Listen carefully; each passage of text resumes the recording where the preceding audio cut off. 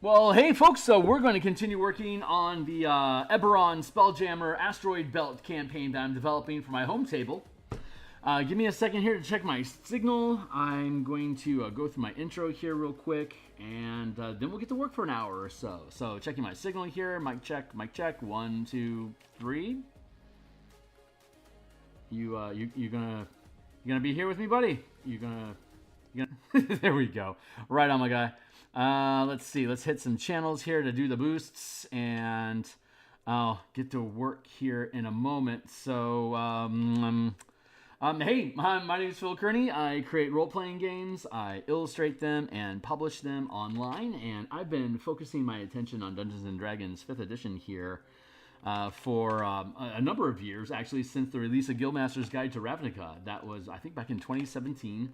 It's one of the cornerstone Magic the Gathering lore settings of the 10 guilds that they converted into a campaign for 5th edition, but they didn't include any information about color mana, which is what Magic the Gathering's kind of all about. So that got me started on homebrewing for 5th edition. I had done some writing for other game systems prior, but that's what really got me on the road to creating content in general. And so you can check out that stuff down below. There are a slew of books that I've created at this point, those included. But right now, we're just about finished with this book here, Spelljammer's Combat and Exploration. That's going to be publishing on the DMsGuild probably in about a week. And so maybe February 19th, if you're looking at this in the future. Big shout out to the Spelljammer Preservation Society. Our Spelljammer subreddit. There's a great crew, great questions, really receptive to ideas, and they've been a really big supporter, so thanks a lot. I'm also on Twitter if you're interested in catching notifications. If you're still on the X platform, I'm at Phil Kearney. And support the channel with a like, subscribe, and hit the bell icon. And we got another subscriber since last stream, so thanks so much, guys, for being interested in the work that we do here. There's a full playlist of absolutely everything that we've done involving the Spelljammer stream. We're episode 350 or something. It's pretty crazy high, but we made this book cover back on episode 15 if you want to check that out. So, but without any further ado, let's just dive further into where we're at today. I've got my 20-minute timer going, so we'll be able to stay on track for my lunch break. So, the Asteroid Mining Toolkit, Eberron, and Spelljammer. We're borrowing things from 5th edition, Cypher System, Index Card RPG, Maze Rats, and Shadow Dark to build a very customized role-playing experience for my table, because my table is a bunch of co-workers.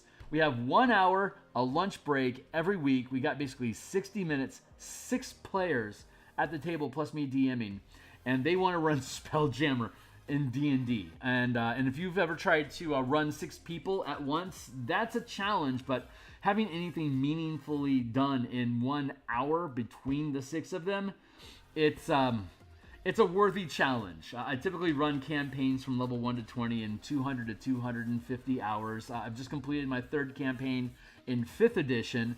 In 3rd edition, we had climbed from level 1 to 30 to level 27. And once we got past 20th level, we just rolled characters at 20th level when we got one killed and needed a new character. And we played in that space for maybe a decade or so. And then when 4th edition came out, we just started playing E6 using a blend of 3rd edition and 1st edition Pathfinder, and played in Dark Sun using 3E rules. We did that for a couple years. Then we shifted over to the Cypher System and played Eberron in Cypher System for a few years. And that's where the mechanics for Spelljammer for me had began, with out of 2nd edition into 3rd edition and 5th edition was using Cypher as a base structure. So we're having a heavily modified campaign. Right now we've been building out character development. Now, the way that it's built right now is that there's a number of different types of tasks that the team can participate in. The setup is that the players own or operate an asteroid belt mining facility that's in orbit around Eberron. The personnel is composed of dwarves, gnomes, and warforged, and they're basically a subsidiary of Moorhold that's in orbit collecting ore from asteroids to send to the Moorhold to be smelted and processed. for, resources for other people. Hey, I got Doodle here with me. What's up, buddy? So we have a number of tasks that we can perform in relation to the Asteroid Belt operation, negotiating with the emissaries from Warhold and other mining corporations, and it's basically broken down into 4 different real tasks. There's ship combat, where they're flying around as either in gunboats or fighter craft, or later on warships, to fight rival factions, nations, and monstrous threats in wild space. There's espionage, which is breaking into or discovering hidden information in a non-combat delving heist scenario using wind time, like flashback mechanics and stuff from Leverage and Blades of the Dark. And then we also have negotiating, which is also a non-combat scenario where you're basically using social encounters to try to gain influence and leverage, while also gaining resources and advantages for your organization in a diplomatic environment with people with opposing needs that are basically in council together. So it's kind of like I guess you could call it a word battle. There's hit points involved that lead you to the conclusion that you need by wearing out your enemy's hit points before your hit points disappear. If you lose your hit points, then you're basically conceding negotiating points to the rival, your opposition. And if you wear out their hit points before you run out of yours, then you're going to get concessions from them. If it's a double kill, you're both dropped to 0 hit points, then everyone's going to have to give up something, and it's not going to be a great deal altogether. So we're still working out some of the mechanics behind that. And then there's delves, which is going down into the rocks themselves, into these asteroids, to find out what threats are hiding inside the rocks that'll snuff out your mining crew if they go in to try to extract the ore. It has to be a safe space for them. So that becomes just a classic 5-room dungeon delve. And if we're using quick, easy Shadow Dark rules in a more exploration, pseudo-combat space of basically one action and one movement, your round is done, who's next? That's a fast clip. It's a very BX style of dungeon delving that is probably at this point more familiar to people outside the OSR scene, for folks that may have started exploring Shadow Dark. And I love the random character generation methods of Shadow Dark, where you have class perks, so having your class matters, but you don't control what perks you get. So your characters, to a very high degree, are throwaway characters. If they get killed, you can just roll up another one in a matter of minutes. Regardless of how far or how long you've been playing with those characters, there's a fast turnaround time, which is important in a work setting where participation is required. Like you need to be able to accommodate people that want to participate up to a reasonable limit. And I set the limit at 6 or less right now. So we had 6 applicants. We took them all in. We know that we're going to lose at least 1 or 2 in the first 2 or 3 months. So this is will be kind of like a crucible experience of, are you enjoying yourself even with the limited engagement that you have, knowing that over the course of a 200-hour game, well, the last campaign we just finished from level 1 to 20, it took us 5 years because we only had 1 hour a week. So it basically took us 200 hours, 1 hour a week over the course of time. So I want to make sure that and that was a very serialized adventure where every week built on top of the other in an epic campaign style, going from 0 to hero, saving the world, Bob's your uncle. This desaturated campaign, what do I call it? Platoon style of campaign where the characters you're portraying they might be your number one character, but only because they haven't died yet. The real emphasis is on the goals of the platoon, of the combat unit, or in this case, the guild, the Asteroid Mining Guild. Your real goal is advancing the causes of the Asteroid Guild. And if that means that you have to TPK your own party to achieve your larger goals, then that's the decision that the players are going to have to make, even though they may be sacrificing a personality that they've grown attached to. That's one of the struggles that they are going to have to resolve at the table themselves as a sort of meta drama that'll be ongoing as a burning background for them. How much am I willing to sacrifice to keep this spy active in the game because I love playing the spy? How much am I willing to sacrifice of my own team, of my guild, and my resources to stay in the game with that specific character, even though I know if I kill that character, it takes me like 5 minutes to roll up a new one and I'm back into the game. So that'll be an interesting narrative that will become emergent over time. So we're working on the simplicity of character creations right now. And for the most part, we've ground through this. We have 5 ranks, and for the Pathfinder enthusiasts out there, we have a 0 rank unskilled, which ranges from a proficiency bonus of +1 to +6. The number of resources you invest as a guild into recruiting specialists determines the rank of team that you have. And this ranking is basically, in D&D terms, first rank is level 1 to 5, 1 to 4, 5 to 9. 1 to 4, 5 to 8, 9 to 12, 13 to 16, 17 to 20. That corresponds with the proficiency bonuses that we're already used to. And then 0, rank 0 with only a +1 proficiency modifier. That's like NPC, ultra green status, like ultra rookie, still in training, not out of school yet. But so that's the basic frame that we have. The 5 ranks. The guild gains resources every 10 days that they can then invest into different options, whether they want to have more mining crews, more combat ships, more dungeon delvers, a wider spy network, or more diplomats. They can also buy extra territories that they'll then have. They will then have a license to mine and defend that zone of orbit to extract wealth and defend against extraplanar threats as needed. So there's sort of a robber baron sort of setup where they have a pseudo military contract with Moorhold and what we're calling Hub, basically the network that runs these operations around the planet. And so you get like for example, a first rank guild can only extract 1 point of resources for each territory that they control.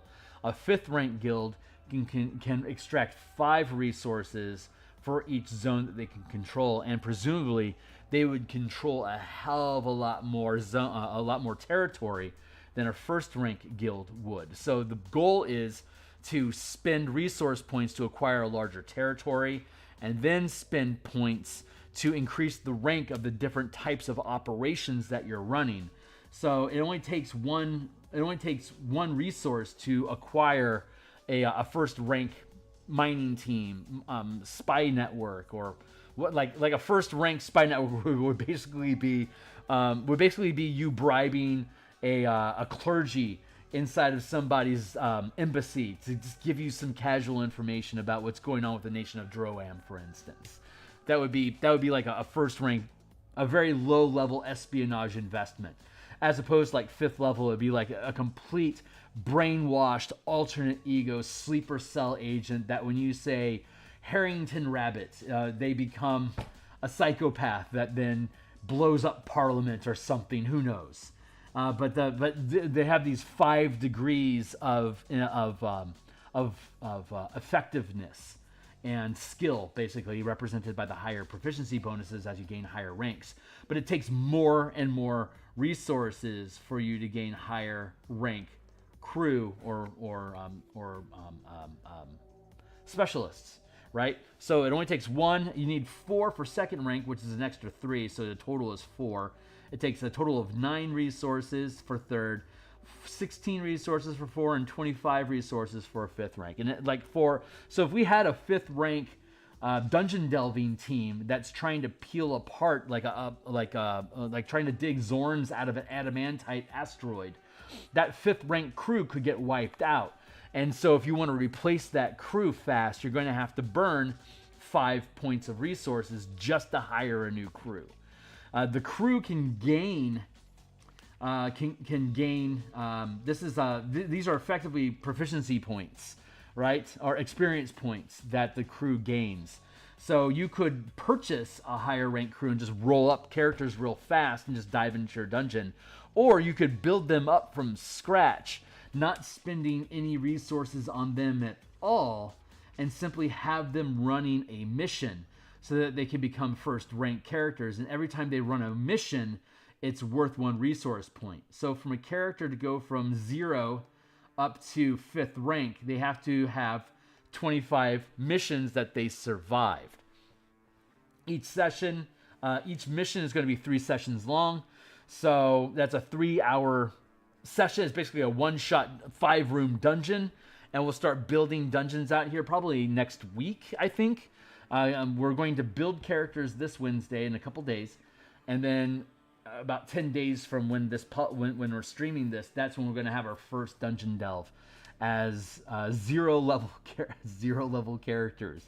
And if they survive that experience, then they can level that team up, and they can actually take specialty ranks and choose their class and go sally forth from there. So it's a super simple system, 1 action and 1 move. And we're using banded movement, so you have close, far, and distant. You can get to something that's you can engage with something that's close. It takes a move action to engage with something that's far. It takes 2 move actions to reposition yourself to be within range of something that is distant. You can replace your move action. You can sacrifice your action to gain a second move. And there's many things that you can do with a move. So like move is like a bonus action, basically. You have action and bonus action, and the thing that you would use a bonus action for is movement.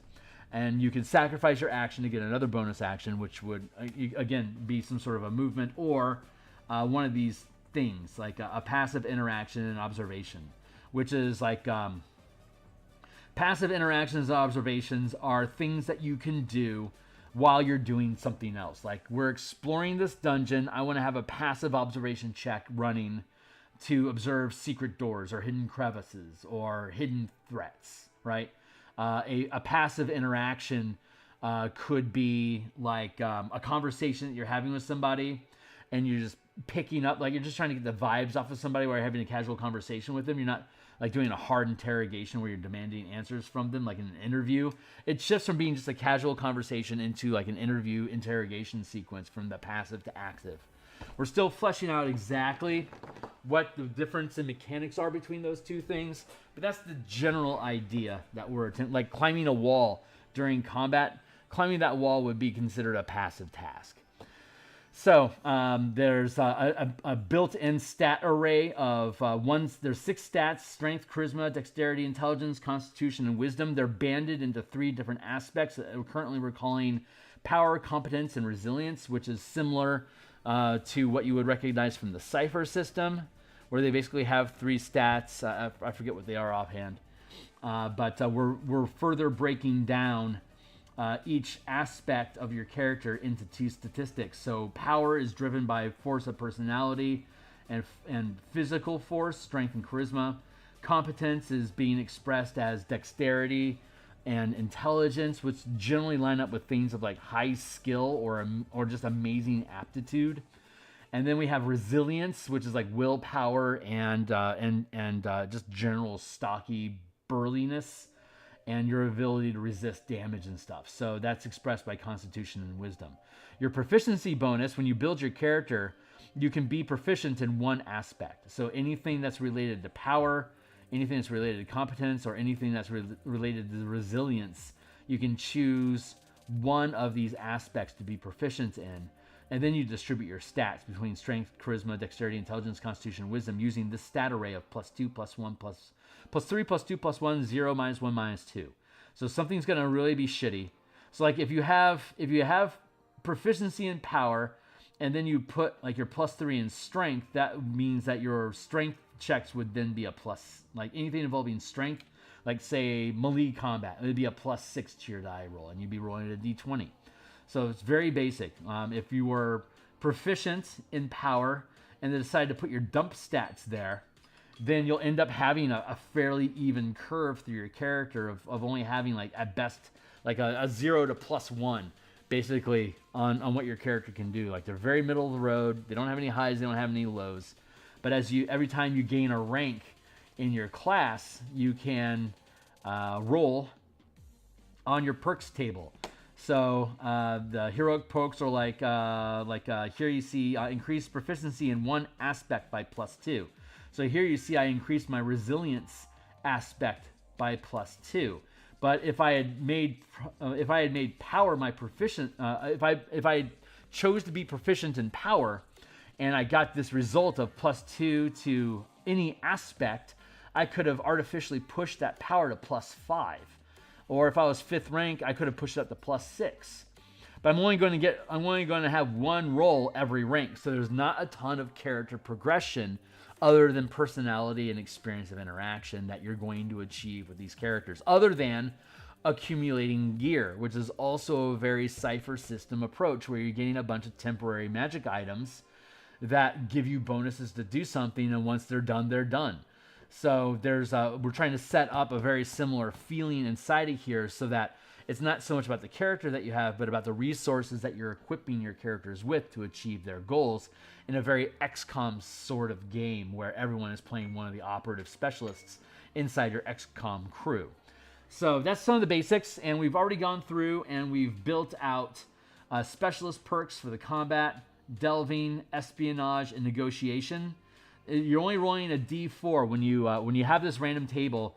The proficiency bands are first rank rolls a D4, second rank is a D6, D8, D10, and then a 5th rank rolls a D12. This is generally like from the index card RPG genre of game. Everything has hit points, and the higher rank you are, the more points of progress or damage or influence you can trigger every time you succeed in an active action that you're taking. If you fail the die roll, you'll still be able to do your rank worth of damage or progress to whatever task it is that you're looking to achieve, but it will then have a complication in a very Cypher system sort of way. Everything scales from 1 to 10 in difficulty. The difficulty DC is difficulty is the rank of difficulty times 3 plus 1. So a difficulty of 1 has a DC of 4. A difficulty of 10 has a DC 31. A difficulty of 0 has a 1. So even on a natural 1, it's so simple that even if you fuck up, you'll succeed, right? That's kind of the mentality behind that. So I keep adjusting myself in my chair. So D4, D6, D8, D10, D12. The heroic perks scale from 1 to 12. See, they're banded. So a first rank character can only roll a D4. A second rank character can roll a D6. So you could get these options, and the options get better and better as you go up in levels. Increased proficiency in one aspect by +2 is pretty goddamn good, and it shows up again here. No, that's increased successes. Gain proficiency in a second aspect. That's so much better than just a +2 to an aspect, because if you pick that's at 5th rank. If you miracle your way into getting that at 5th rank, you'd already have a power of +6, but then you could add competence to be a +6, right? Because you become proficient in competence. But then if you had picked up that +2 from before and you put in resilience, and you have +6, +6, +2, plus whatever your stat modifiers are. And you can see down here in the heroic perks that you get increases to stats, but then they get better. Like when you make that die roll, like that this is 3rd rank, so you'd be rolling a D8 when you succeed at a task. You would be adding a +1 to that success. If you fail, you'd be automatically picking off 3. It'd be D8 plus 3 normally at 3rd rank. This would be a D8 then plus 4. Or if you fail the check, it'd be just a 4. So you're always making progress, but it gets more complicated. Like you're trying to pick a lock, and you failed the roll, so you're not going to be able to put many points towards picking that lock. You are going to get a little bit of progress, but now a complication occurs. Like, for example, you just accidentally armed a poison needle trap. And so then that increases the difficulty of the challenge by 1. So next time you're going to have the DC that you were trying to hit that you failed before now increased by 3. And if you botch that, your complication is now you just got injected with that needle. Give me a resilience check versus your constitution. And we'll see if you pass that, then you'll get by probably taking some hit points of damage. But if you fail that roll, not only are you going to take damage, but it's going to get more. You're going to have an additional complication. Like that poison needle now is going to make you disadvantage on any competence checks, and it's going to kill you like in 10 minutes. Like your character is dead. And you will die unless you have some way to cure the poison. So now the rest of that session, your character is on a timer that they are going to drop dead at some point, and you're going to have to swap out that character because they just got saved or died. But we don't kill your character until the end of the session. So whatever happens, your character, like if your character drops to 0 hit points during combat and we still have 20 minutes of game left, your character is basically bleeding out for the rest of the session. So they're basically a dead man walking. They can still help the team, but we all know he's not gonna make it. So he can help out as much as he can and probably end up sacrificing themselves somehow to hold the line for the rest of the team. But ultimately, you're gonna have to swap that character out next session. So you can either spend points to buy in a new one, or you could purchase overstock to have a backlog of characters that you can then import to replace your characters as you need. So that's kind of the idea that goes on behind that. But every class has their own specific perks, and the die roll of 4 on every one of them is gain a combat spell slot. And you want the current idea is that when you gain every other roll on your heroic perks is to gain a specialist perk instead, and the perks are only limited to a D4, right? So you can just gain a combat spell slot. There we go. Did I fuck that up everywhere? Yep. Gaining a delving spell slot. So this is where Maze Rats comes in.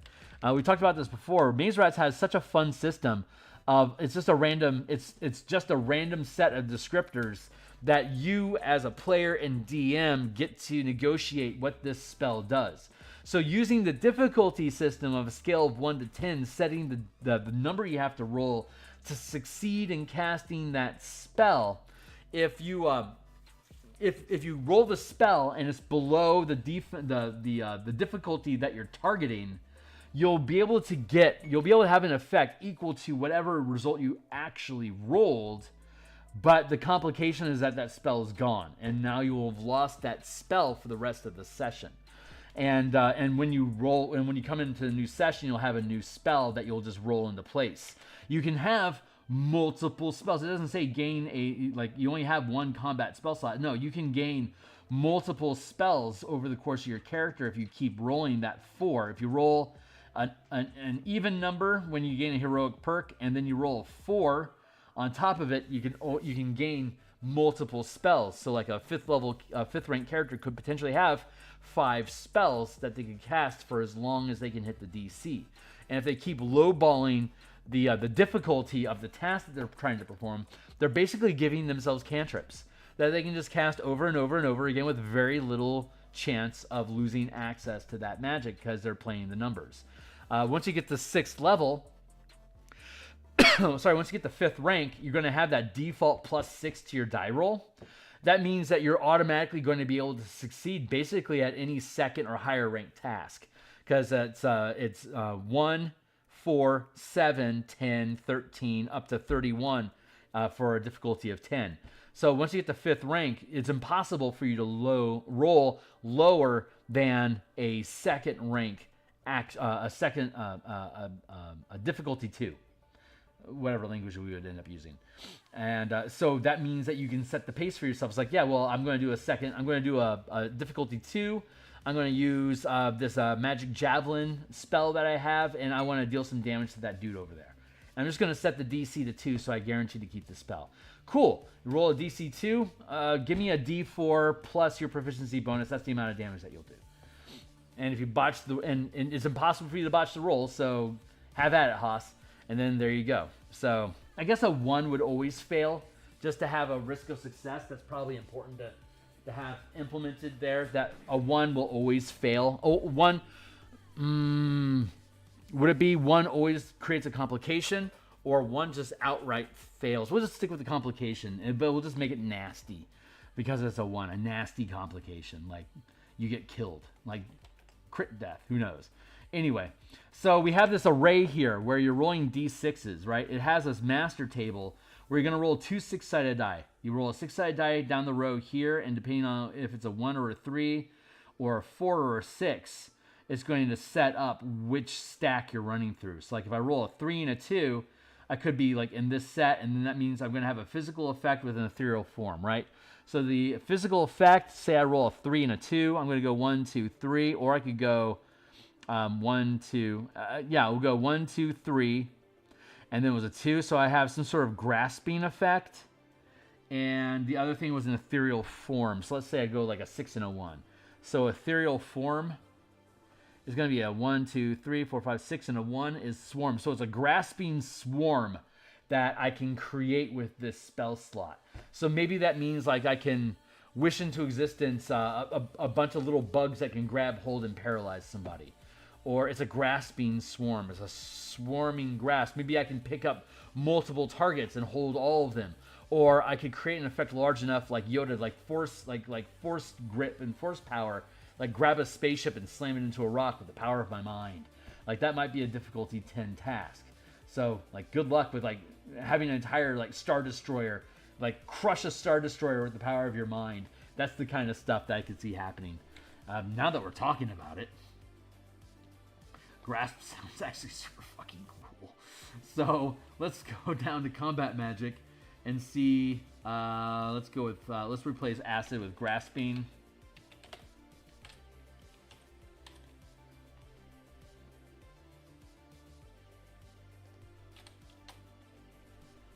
And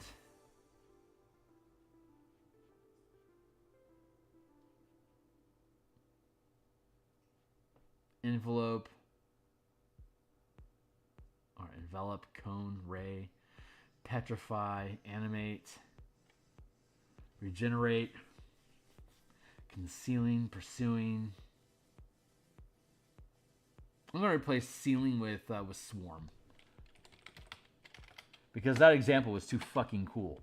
But again, it's a narrative experience. You get to narrate how those two words work together in the moment while you're conjuring the effect. You set the difficulty of it, and that sets your own risk and reward. The more you risk, the higher the reward is. The more you risk, the more likely it is that you're going to get burned. Easy peasy. Let's see. So there's a huge array of stuff here, and what I'm trying to do is parse out this list into a micro list of rolling d4s and d4s, like 1, 2, 3, 4, 1, 2, 3, 4. That's a grid of 4 by 4. So we'd have combat magic form and combat magic effect, delving magic form, delving magic effect. Thanks, Ben Milton, for creating this. I love this system. I use this system extensively in both Cypher system to create spontaneous ciphers, as well as in my most recent D&D game, I used this to create different crystal effects. Like the team was gathering crystals from another dimension to set up different types of wardings and different construction systems. And they would harvest these crystals to build things out of, and I would use this random table to create what those crystals were for them to combine into effects. Super fucking fun stuff. And big fan of Maze Rat's random magic system. And again, you lose the spell when you botch your roll, and but you get them back at the next session. So you're burning down your resources in the moment, and then you'll get them back eventually. Ranged attacks. When you botch your die roll, your weapon runs out of ammunition. You then have to spend an action to re-equip it, and then you can continue forward. Melee weapons, they never run out of ammo. You can always attack with a melee weapon, but you have to get close and personal. So that's the issue. So you've got ranged attack. You've got melee attacks, which always allow you to engage an enemy. It never runs out of ammunition, but it puts you at the greatest level of risk. Then you've got ranged weapons, which can run out of ammo, and thus you have to eat your action economy to re-equip them, or decide to like close distance and engage in combat. And then there's spells, which have which when you lose them, they're done, and they have far greater impact than what just like a burst of ammo would do. So there's those different things. Your reload score of the ability to reload the weapon is going to be set on the level of damage that you're going to do with the weapon. So if you're reloading your weapon and you want to, you're 5th rank and you want to reload it so it fires D12 damages plus 6 when you hit, that's going to have a DC of what's it going to have? DC of 28. So it'd be 28, 22, 16, 10, and 4. A 4 gets you, all you have to do is roll 4 and you'll get a D4 clip back into your weapon to keep firing, but you're doing less damage because there's virtually no loss to you in doing so. If you botch your roll, then the complication is that you fumble your clip. It doesn't reload, so you're still waiting. So you can't use that weapon yet this turn, and it ate your action because you were setting the level of difficulty that you were willing to risk to succeed in reloading your weapon. So there's that. Okay, great. So what we're trying to do, we're trying to curate a specialized list for each of the specialists. Combat, I think we're looking pretty good, and these are we'll pick and develop this list as we go along. But I'm just trying to go with a first blush, something good enough for us to start testing this thing with my home table. And the intention is that if we refine this well enough, I'll eventually just be able to build this out into maybe like a 40-page PDF adventure, like a game, just like a little PDF thing. We'll put it out on Kickstarter for like $5 or something. Who knows? Who knows what we're gonna do? We can do anything we want. This is our world. So we'll figure out how we want to play it. But it's using almost all the skill sets that I have as a DM that I've developed over the past 30 years. So it's a fun challenge. So delving. Delving is when you go basically cavern spelunking. You're looking for danger. You're going to have some hand-to-hand combat. It's going to be person-to-person combat, as well as a lot of exploration and delving, right? So I'm trying to establish effects and things that will feel delvy, you know? Exploration focus. Ooh, foreseeing. That's an effect. That's a good effect.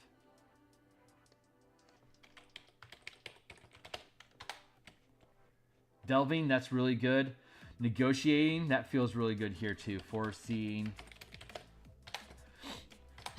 So right now, I'm literally just trying to pluck words that feel right. Espionage, I think you have a really strong argument about espionage having foresight. Sure, why not? Let's add this one too. Foreseeing. And if it becomes too redundant, then we get to start picking at things that we want to see lost. But these are all effects, and so we're leaning most on effects and ethereal effects, ethereal and elemental stuff for negotiation, physical effects for delving, physical effects and ethereal effects. So let's see.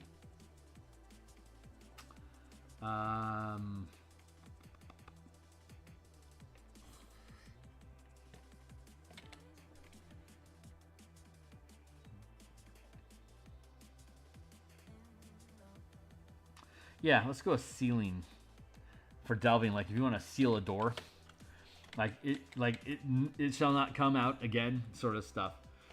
Mesmerizing. That feels like in a negotiation and espionage sort of thing. Let's go with that. Mesmerizing.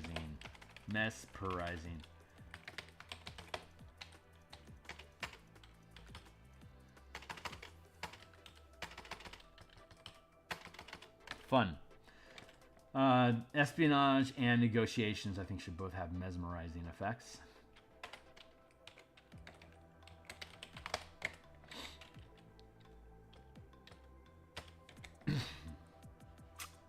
Maddening. Ooh, scrying. How fucking useful is that? For espionage, that is crackerjack. Also pretty good for delving. And it looks like I already have it. Excruciating. Nullifying. Summoning. Ooh, soothing. That's a very negotiation sort of thing.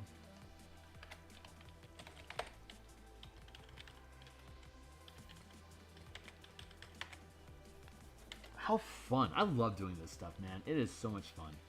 Physical elements. Let's see. We're still in the delving section.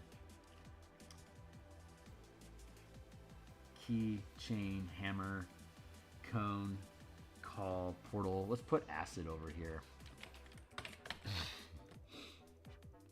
And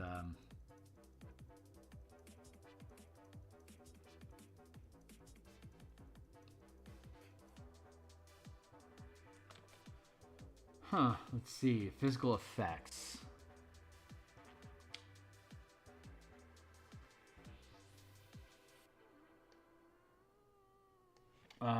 Opening? I see key over here, and that makes me think of opening. Like, if you were to roll key of opening, basically you just be able to open up any door. There you go. It says all we have to do is determine how difficult, what's the scale of difficulty for the lock on 1 to 10, right? Like a magically sealed bank vault might have a difficulty of 8 to 10. So you know your DC is going to be somewhere between 22 and 31. So 31, 28, 25, 22. So it'd be 25 to 31. That'd be the range. What else we got? Rending, repelling, petrifying, phasing, piercing, pursuing, opening, levitating, blossoming.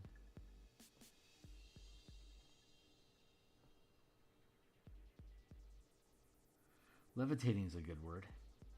We have it already. Levitate. There it is. Imprisoning. Ooh, eliminating. That's a good one.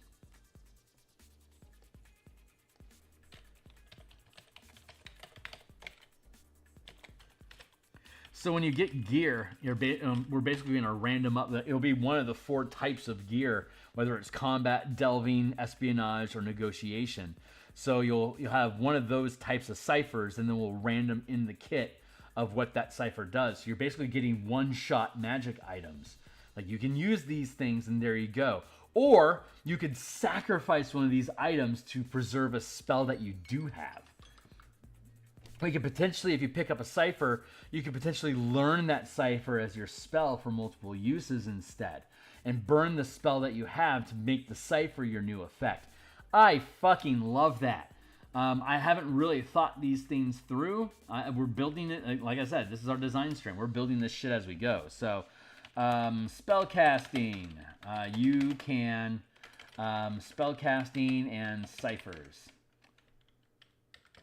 Spell casting equals magic effects you can use until you complicate your casting, until you fail a die roll, equals lose the spell. Ciphers equals 1 use magic spell, 1 use magic effect. 1 and done. When you fail a spellcasting check, you can sacrifice a cipher.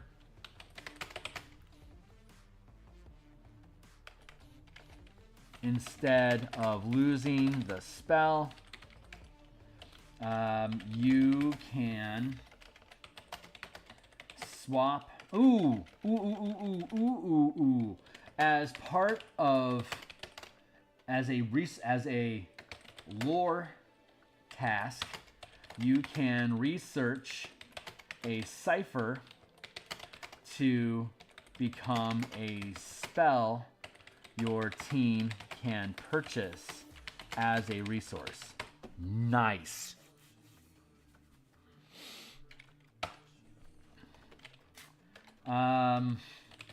Spell rank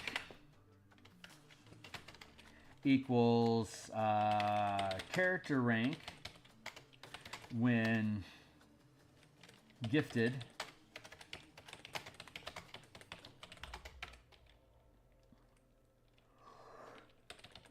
Ciphers and research spells rank equals difficulty success. Difficulty rolled. Example, if you convert a cipher, if a second rank guild researches, how do I remember this? If a guild with second rank lore researches a cipher,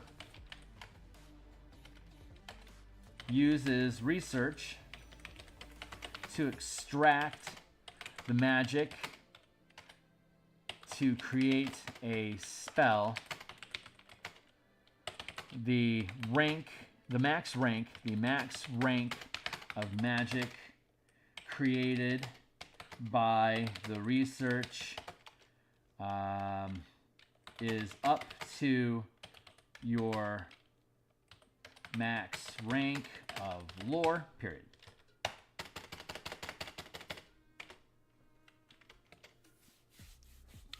So we can find ciphers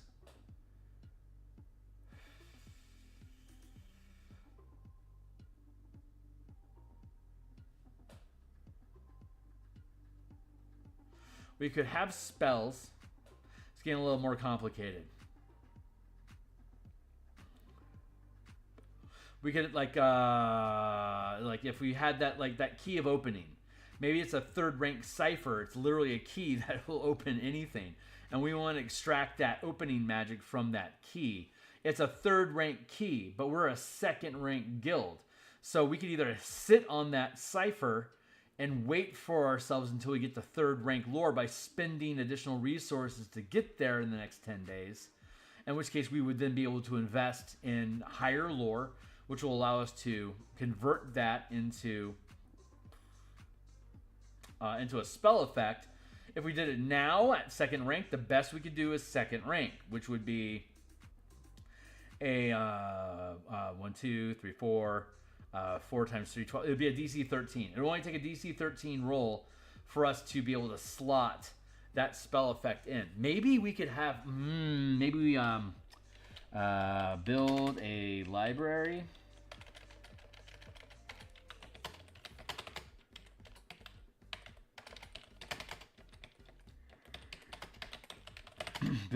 Use lore to build a research facility where we can purchase spells and ciphers with resources to equip our characters.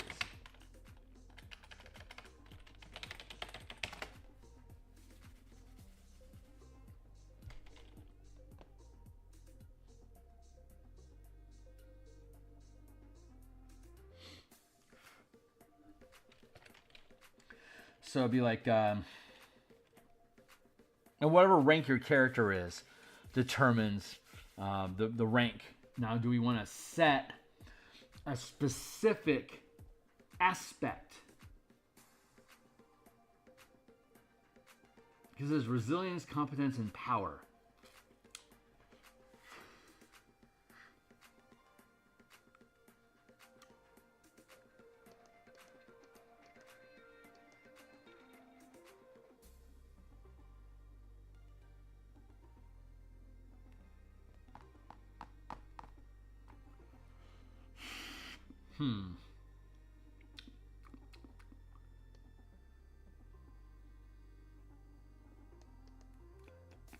All right, let's stay on task. I apparently have some brain power I need to burn about processing and character running. I'm visualizing the table and how people would roll, and I'm seeing hiccups, like me running through an episode as a DM in an encounter, and the questions I ask and the things I ask to call for. That's what often in my process opens up where the holes in the system are at. So like when I'm like I need to assign effects to one of the aspects of power, competence, or resilience. Like if you're going to climb a wall, you could potentially use competence or power to do so. Maybe you could use resilience. See, I can see as a creative writer and a long-term player as well as DM, I can imagine many scenarios where all three of these aspects would apply. So the kind of the rule that I've been thinking about is you can use, oh, maybe that's it. You can only use each aspect once. And once you use all three aspects, then you can use any of them again. So you have to go 1, 2, 3, and then it caches 1, 2, 3, and it caches. That requires player honesty and a little bit more attention than just throwing a die and eating a pretzel. But I like it. If we put check boxes next to each aspect, you can just put a die next to the aspect that you've already used when it's done, so that you know that when you've used all the aspects, you clear your dice from the aspect pool, and then you can choose an aspect, and you just keep rolling through your three. So you're going to have a good one, a medium one, and a bad one, and you're going to sequence of those three when they happen. I kind of like that. That's kind of fucking cool. It's a little micromanagey, and it's going to slow decision making a touch. But I don't think it's nearly as nasty as something else. Because once you get down to your last die roll, it is what it is. And you can choose which of the two stats you're going to use. Do you get to choose which of the stats you get to use? Because there's a physical and a mental side to each of them.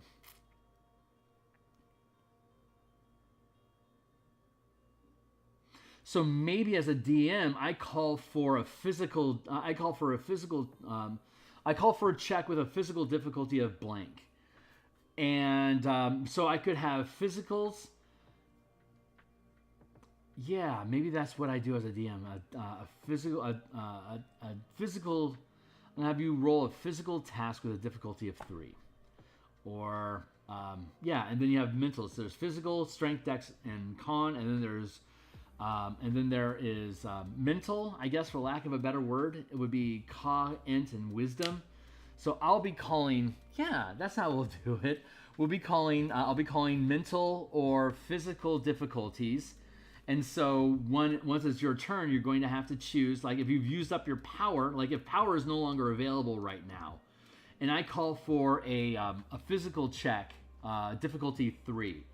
Then you're either going to use your competence or your resilience, using your endurance and durability to basically bear your way through the task, or you're going to use your dexterity through competence to skillfully resolve whatever the difficulty is, and then it's up to you to narrate how you do that.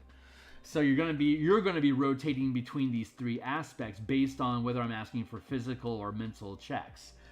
That, I think, actually works really fucking nicely. So let's try that. GM, God, first time I'm using GM in an actual document.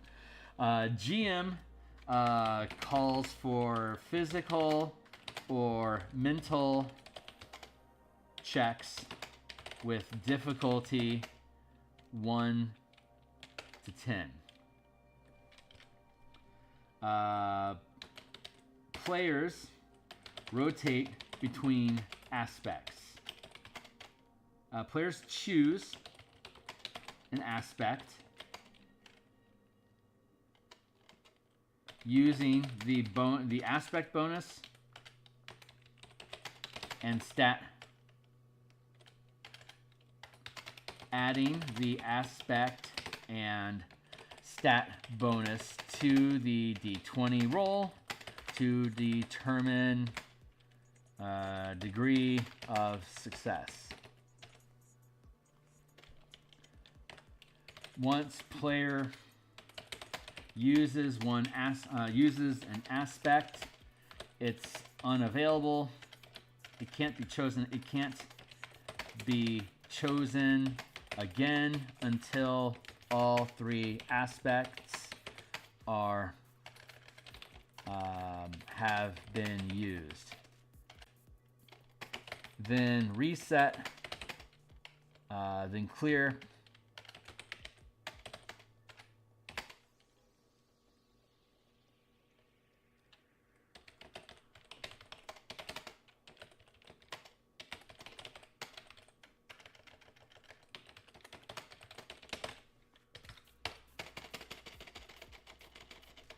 Maybe that's a smart way to do it.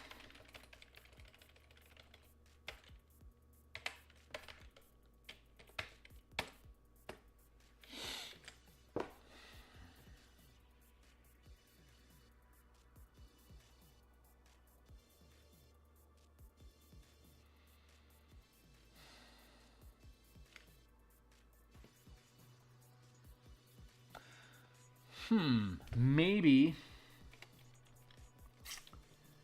player can choose a spent aspect, but don't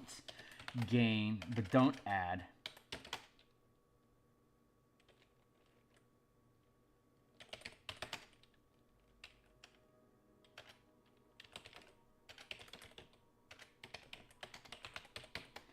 Players can choose a spent aspect, but don't add their proficiency bonus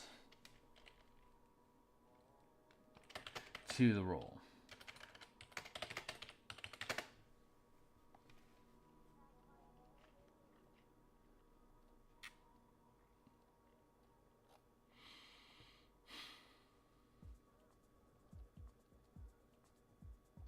So let's say I did that.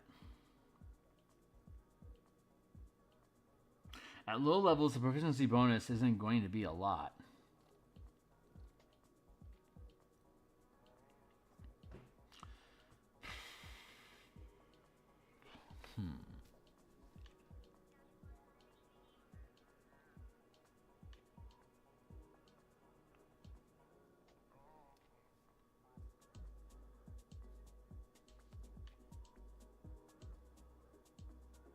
I'm thinking my way through. What would be the process there? Let's go back to our spell chart. How long have we been streaming? I think we've been at this for 40 minutes. Is that right? Oh my god, it's almost been an hour already. Well, that's been that. We're almost done here then. What time is it? 2:15 here in Seattle? Yeah, I gotta bounce out of here. I got 5 minutes left. So let's see if I can finish off this delving list. Yeesh.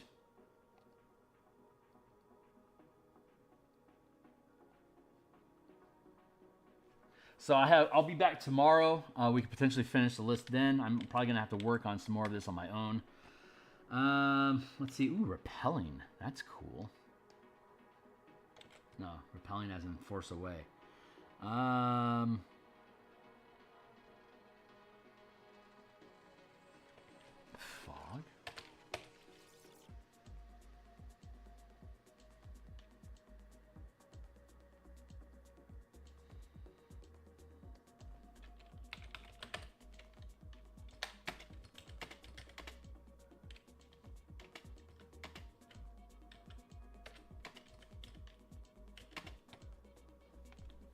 What else we got?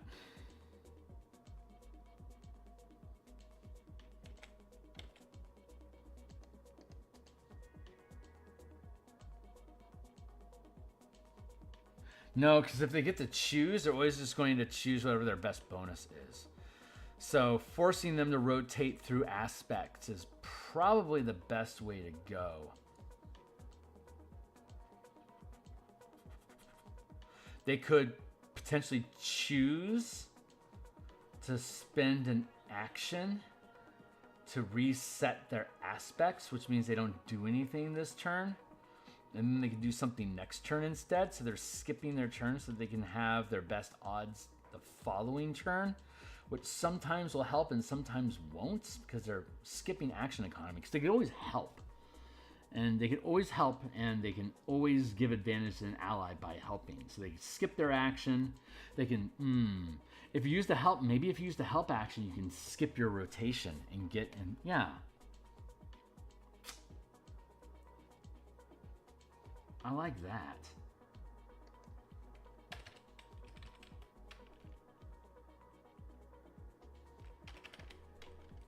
Can use the help action. And if they do, they can use their move to reset their aspects.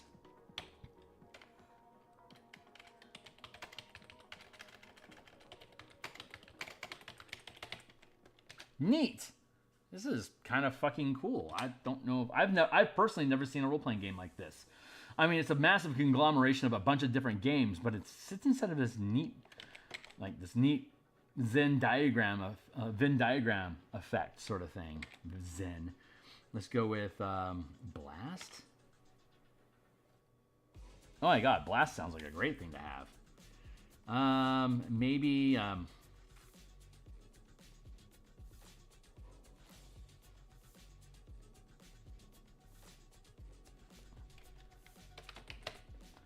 put in Blast instead of Levitate, because I think I already have Levitate down in Delve. Yeah. Espionage, huh? What else we got?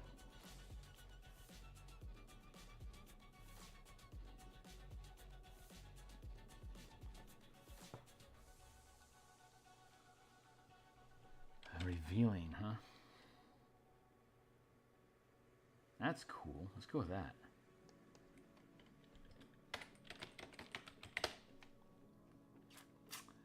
Can I finish delving, please? Can we finish delving?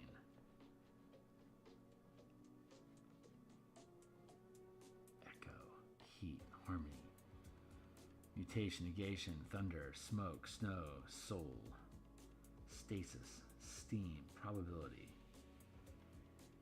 Huh. Rot. Ooh, shadow.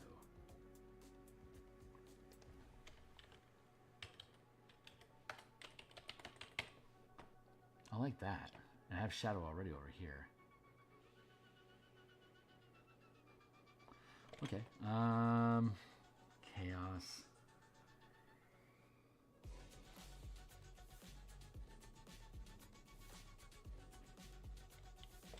Communicating, that's useful.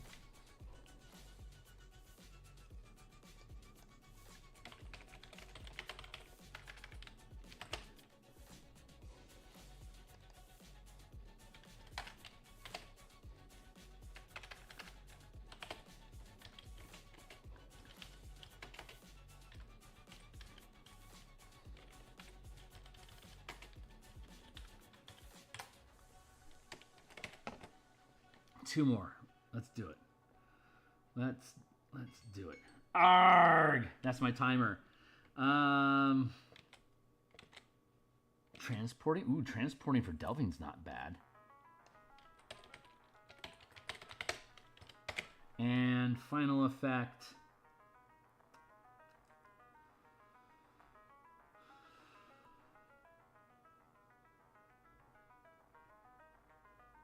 Crushing.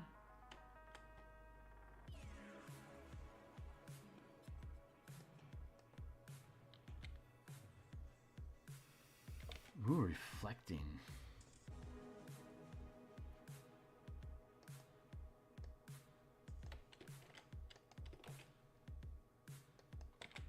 Huh. Physical form.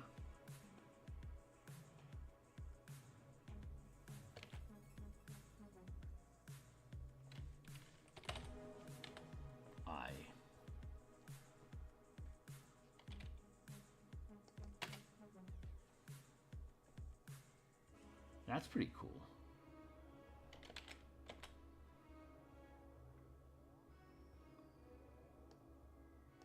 Let's replace that. Beast. Okay, so we have combat done, we have delving done, we've further defined how resources expended. We figured out ciphers working with spells. I'm really happy about that.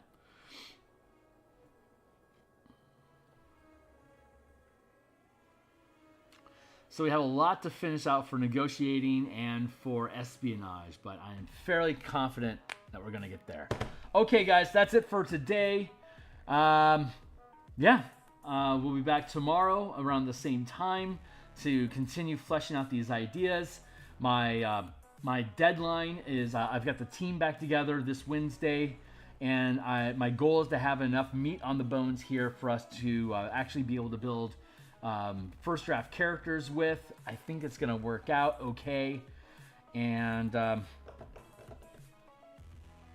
yeah, so I will see you guys on the other side. That's it for today, guys. Like, subscribe, hit the bell icon if you think this stuff is cool. The Spelljammer book itself that we've actually been building. This thing, we're set to publish it basically in like D6 plus 6 days. So like within a week, probably, maybe a little bit more. So we're probably looking like somewhere between the 19th and the 24th. So we're looking pretty solid. All the text is done at this point. We're just doing some last illustrations and page layout shuffling.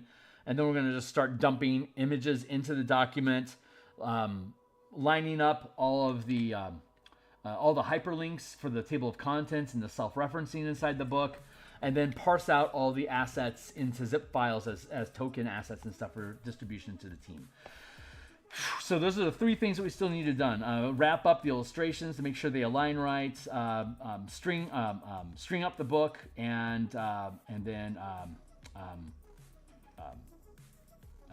product. I'm losing the word. Anyway, those are the 3 things that we need to get done. And as soon as they're done, we can publish the book. And then we'll be focusing more attention on this and the Ravnica Rubble Belt Color Mana Hex Crawl campaign, and Spellcast, the Martial Power System, and then the Eberron project we'll be doing in the mornings.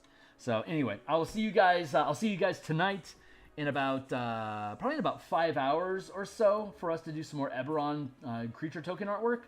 So like, subscribe, hit the bell icon, and I hope to see y'all there. Thanks a lot. Laters.